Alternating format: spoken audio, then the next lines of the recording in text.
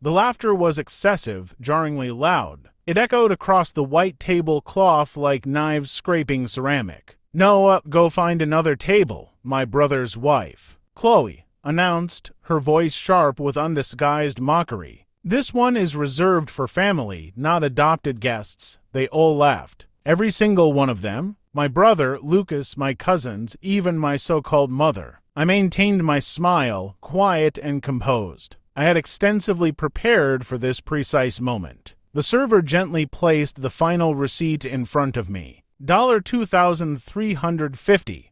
Their lavish feast, their expensive wine, their casual cruelty all wrapped neatly within these figures. I didn't react. I took a measured sip of my beverage, retrieved my payment card, and settled the enormous bill. But just as I began to stand up to leave, I spoke, my voice steady, certain, and entirely mine. "Just a moment, please. I wasn't born into this family. I was chosen, or at least that's the convenient narrative I was taught. When I was 8, my biological parents abandoned me at an orphanage. My brother's family eventually took me in. I convinced myself it was genuine love. I believed I truly mattered. For years, I constructed their fencing, maintained their vehicles, and efficiently resolved all their problems. I was their dedicated handyman, their reliable shield, their constant shadow. But shadows do not constitute family. Shadows are merely inconvenient reminders. They never once allowed me to forget my place. The significant fracture in our relationship widened last winter. I uncovered evidence that my brother had been systematically draining our deceased father's estate,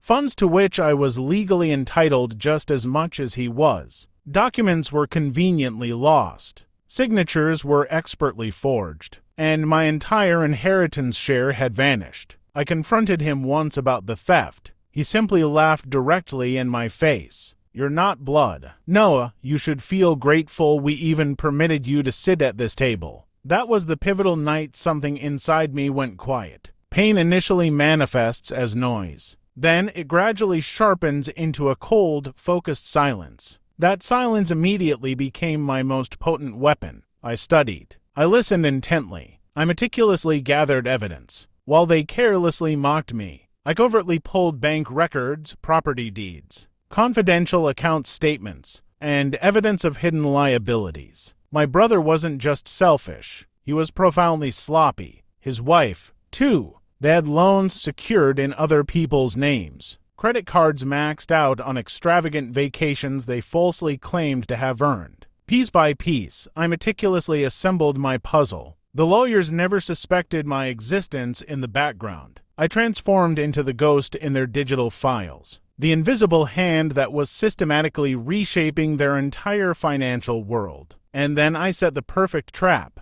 I quietly acquired the restaurant they frequented, the very place they loved, where they gathered, where they performed their charade of a functional family through an anonymous shell company. I permitted them to continue their weekly visits, allowed them to laugh, and let them freely consume and drink. All the while, every bill, every casual toast, every careless insult was actively feeding into my grand design. Back to tonight, their laughter was still resonating when I turned toward the server. "Would you mind bringing me the other folder?" I requested. The entire room immediately quieted. My brother frowned, clearly confused. "What folder?" The server returned and placed a second, identical leather case on the table. "Not a bill," I clarified.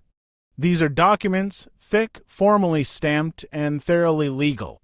I smoothly slid them across the table. "This one." My brother opened it, and the color immediately drained from his face.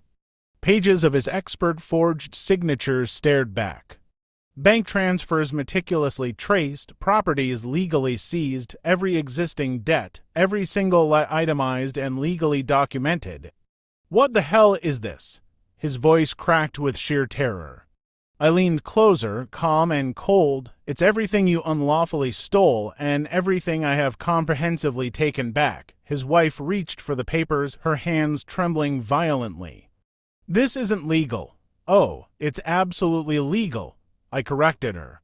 "You should certainly know. You personally co-signed half of it." Their laughter had completely vanished. The cousins, the uncles, the so-called mother, all were silent, staring, watching the entire empire of their arrogance collapse in real time. The server placed a final slip of paper before them.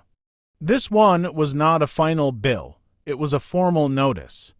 Effective immediately, their financial accounts were frozen, their credit destroyed, and their properties were legally transferred. I had spent months timing this action to this very dinner. You will find, I continued, my voice steady, that your primary residence isn't legally yours anymore. Neither is the luxury car or the lake cabin. Everything is gone, sold, seized, or formally signed over. You deliberately wanted me out of the family. Congratulations, I am gone. But I am simultaneously taking my inheritance and a little extra with me. My brother's face twisted grotesquely, pure rage and fear. He slammed his fist down hard on the table. The silverware rattled violently. You bastard. I just smiled faintly.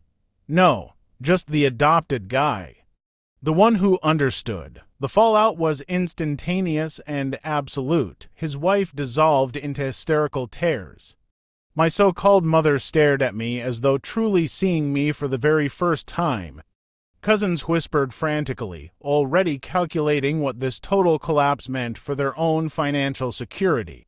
I stood up slowly, calmly. Every single I followed my movement. You all found amusement at my expense, I said softly, the silence amplifying my words. But I maintained my silence, and silence is extremely dangerous. You foolishly thought I was the powerless outsider. Tonight, I proved I was the person you should have truly feared. I placed a generous stack of cash on the table for the server. His tip was far more than fair. Then I simply walked out. That was 3 months ago. Since then, they've scattered completely. My brother took a humiliating job stocking shelves. His wife sells cheap trinkets online. The luxury house they constantly flaunted now sits quietly under my legal name. I haven't stepped inside it. I don't need to. Revenge is never about living in the ruins of others. It is about building beyond them. Do I regret it? Not for a single second. I gave them years of unwavering loyalty. They repaid me with calculated betrayal. I answered them with surgical precision. I still occasionally hear my brother's wife's voice in my mind, dripping with cold arrogance. This table is for family. She was right. And now,